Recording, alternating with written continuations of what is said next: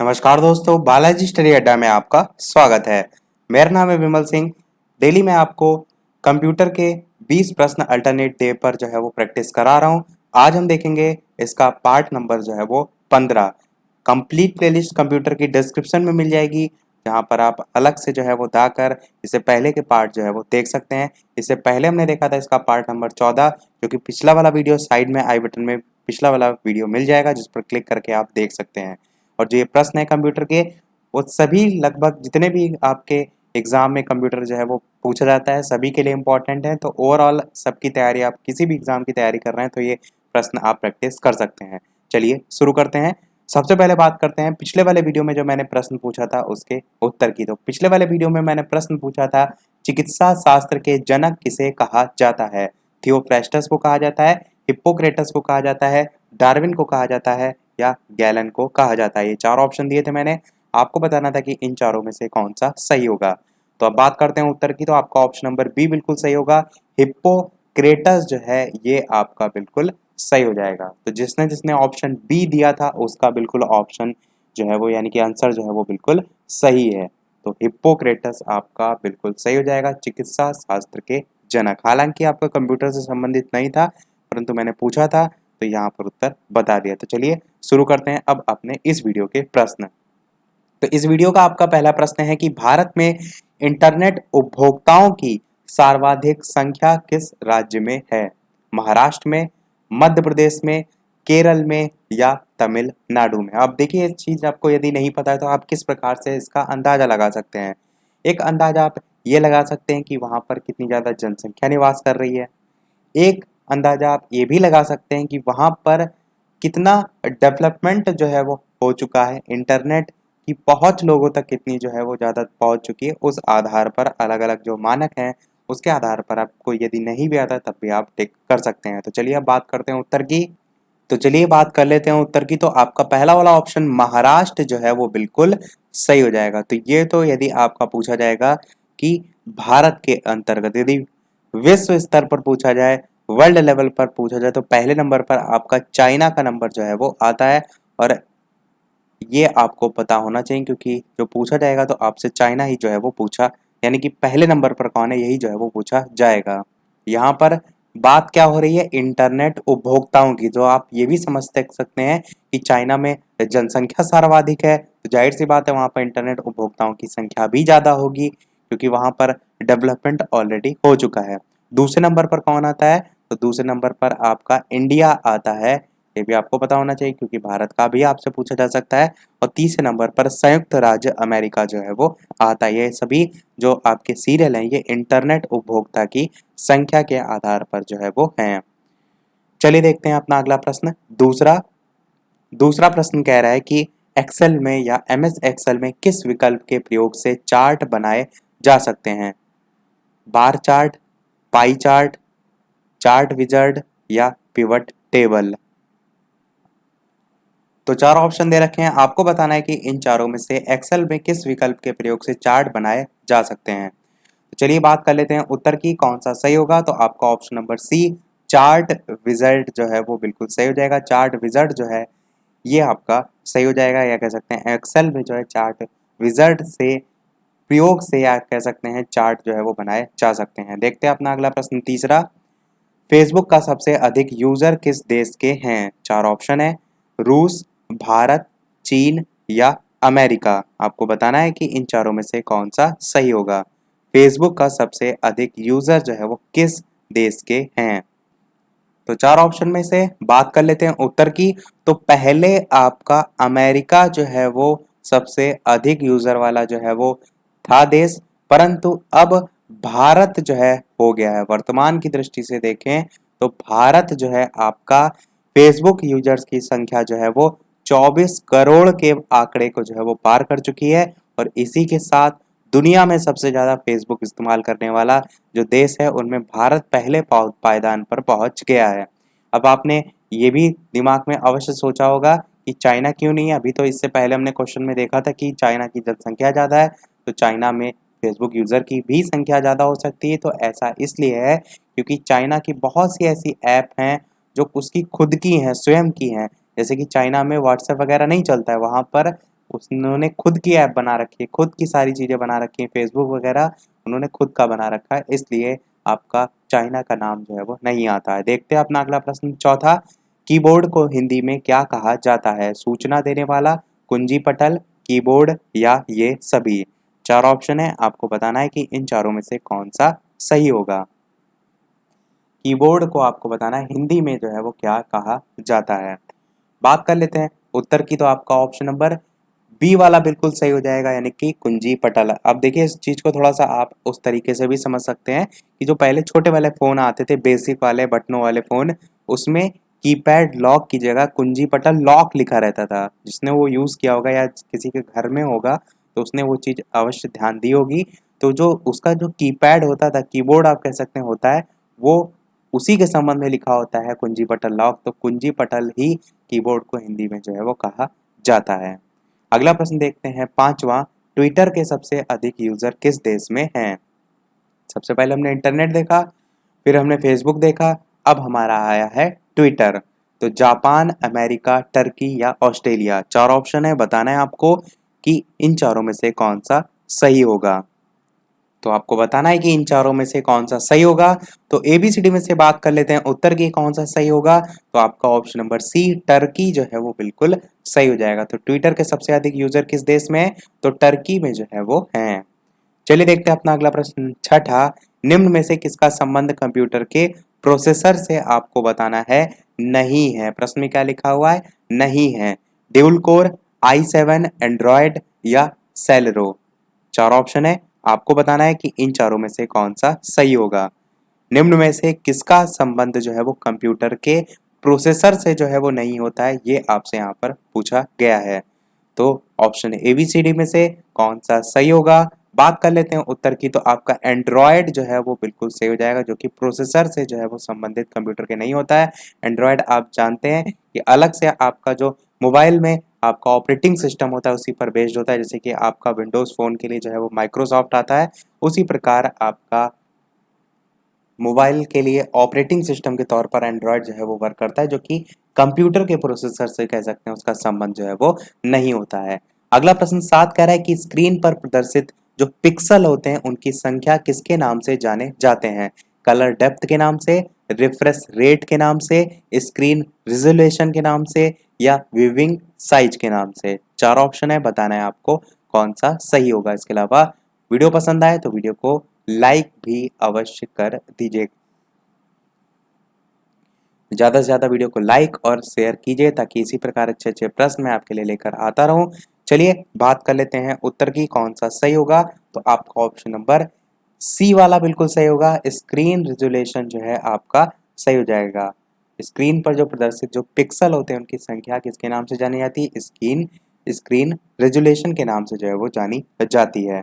और रेजुलेशन का फ़र्क क्या पड़ता है? तो जितना ज़्यादा कह सकते हैं आप जो रेजुलेशन होता है उसी के कारण जो पिक्चर क्लैरिटी होती है उस पर ही जो है वो डिपेंड होती है। जैसे कि आप कैमरा देखते हैं कि 13 मेगापिक्सल का कैमरा है, कोई 20 मेगापिक्सल का कैमरा है, तो रेजुलेशन होता है उसकी जो उसके द्वारा खींची गई जो फ़ोटो होती है उसी के आधार पर आप देखते हैं कि किसी पिक्चर की क्वालिटी जो है वो कितनी लो है, किसी की जो है वो कितनी ज़्यादा है। अगला प्रश्न देखते हैं 8वां, दक्षिण गंगोत्री स्थित है।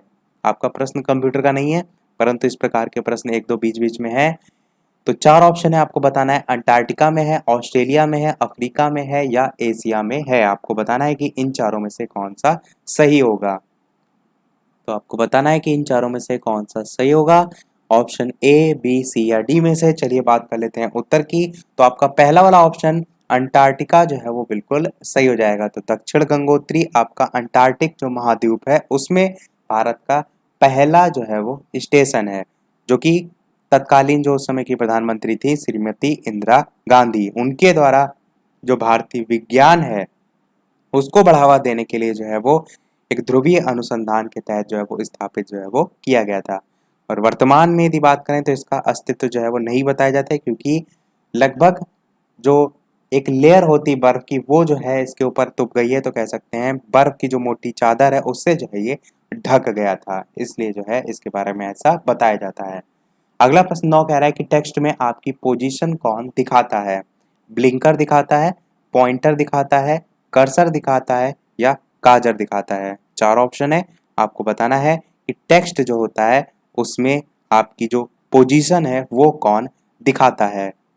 प्रश्न का कहने का मतलब ये है कि जैसे कि आप यहाँ पर ये लिखा हुआ है, टेक्स्ट में लिखा हुआ है, इसको आप टाइपिंग कर रहे हैं, तो टाइपिंग जब करते हैं तो इस प्रकार से एक लकीर खींची रहती है, वो ये दिखाती है कि आप जो टाइप कर रहे हैं वो इस समय यहाँ पर टाइप कर रहे हैं। तो ये जो लकीर खींची रहती है ये आपकी क्या होती है, कर्सर होती है, जो कि ये दर्शाती है कि आपकी पोजीशन जो है वो कहाँ पर है। तो आपको क्लियर हो गया होगा, आपका यहाँ पर उत्तर ऑप्शन नंबर सी जो है वो बिल्कुल सही हो जाएगा। चलिए देखते हैं अपना अगला प्रश्न 10वां। वर्कशीट में सेलों का आयताकार समूह निम्न में से कौन सा है? Cell reference, cell value, cell formula या सेल रेंज। 4 ऑप्शन है, बताना है आपको इन चारों में से कौन सा सही होगा। ऑप्शन ए, बी, सी या डी। तो चलिए बात कर लेते हैं उत्तर की, इन चारों में से कौन सा सही होगा। तो आपका ऑप्शन नंबर डी बिल्कुल सही होगा, यानी कि सेल रेंज जो है इसे कहा जाता है। देखते हैं अपना अगला प्रश्न 11वां।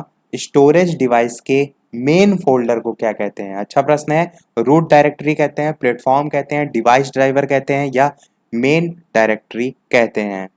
आपको बताना है कि स्टोरेज डिवाइस जो है उसके मेन फोल्डर को क्या जो है वो कहा जाता है।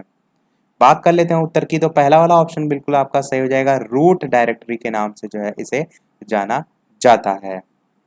अगला प्रश्न देखते हैं 12वां। प्रिंट के लिए कौन सा मेनू जो है वो सेलेक्ट किया जाता है? स्पेशल, टूल्स, फाइल या एडिट। 4 ऑप्शन है, बताना है आपको कि प्रिंट के लिए कौन सा मेनू जो है वो सेलेक्ट किया जाता है। तो 4 ऑप्शन दे रखे हैं, आपको बताना है कि इन चारों में से कौन सा सही होगा। प्रिंट के लिए कौन सा मेनू जो है वो सेलेक्ट किया जाता है? अलग अलग जो एक जैसे कि पावर पॉइंट है उसमें आपको अलग ऑप्शन देखने को मिलते हैं, एमएस एक्सेल है या वर्कशीट है उसमें आपको पेज लेआउट का ऑप्शन देखने को मिलता है। परंतु ऑप्शन के अकॉर्डिंग यदि बात करें तो यहाँ पर जो है आपका फाइल जो है वो बिल्कुल सही हो जाएगा। शॉर्टकट भी काफी बार पूछे जाते हैं, तो आपका कंट्रोल प्लस पी ये जो है आपका प्रिंट के लिए होता है। तो कंट्रोल प्लस पी आप जैसे दबाएंगे तो आपका जो प्रिंट वाला ऑप्शन है वो सेलेक्ट हो, यानी कि वो खुल के आ जाएगा।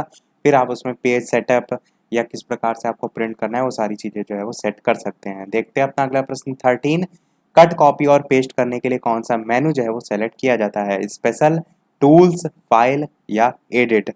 4 ऑप्शन है, बताना है आपको कि कट, कॉपी, पेस्ट करने के लिए कौन सा मेनू जो है वो सेलेक्ट किया जाता है।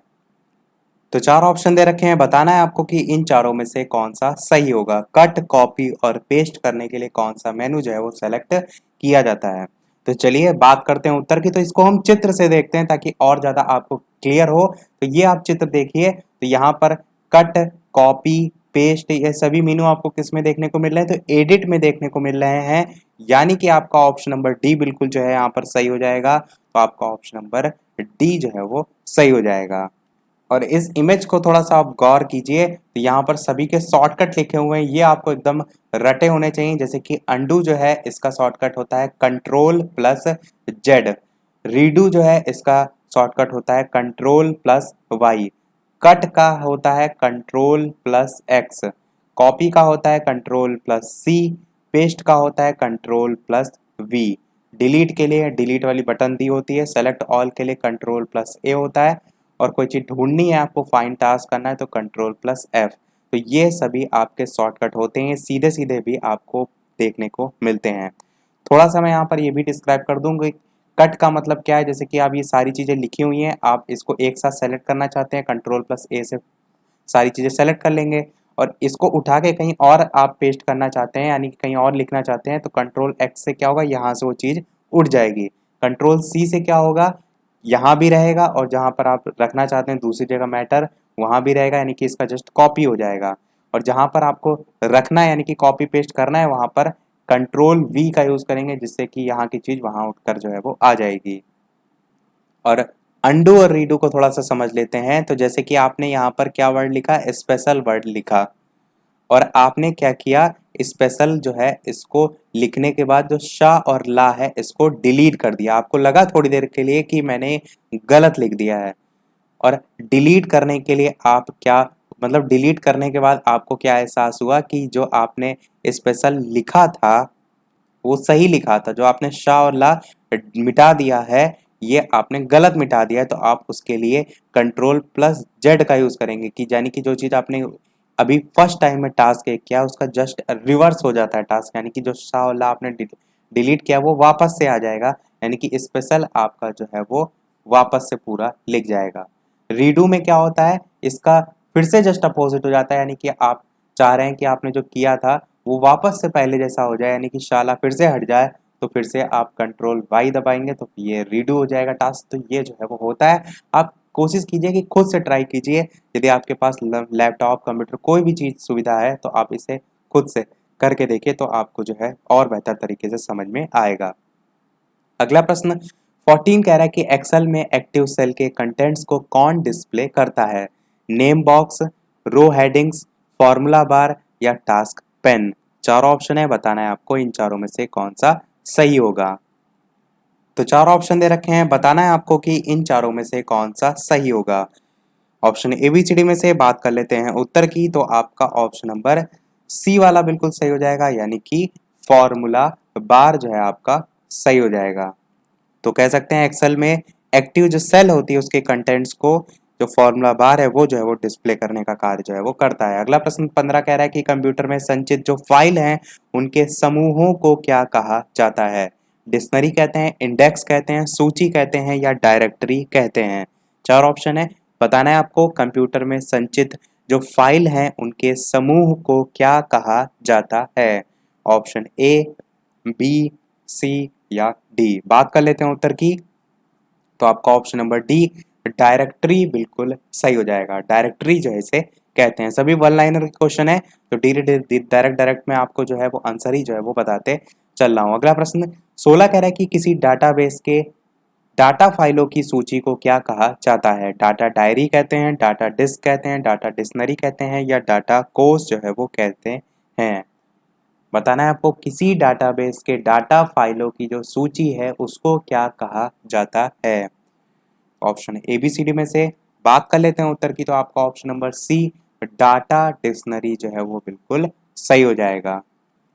और इसी से संबंधित एक आपका होता है डेटाबेस प्रबंधन प्रणाली, वो क्या होता है उसके बारे में एक लाइन आपको ये पता होना चाहिए कि ऐसे कंप्यूटर प्रोग्राम जो कंप्यूटर पर आंकड़ों को संग्रह करने या कह सकते हैं उनको प्रबंधन करने। प्रबंधन में क्या है, जैसे कि आंकड़े जोड़ना या परिवर्तित करना या परिवर्तित करना, तो ये सभी आंकड़े सारी चीजें आती हैं।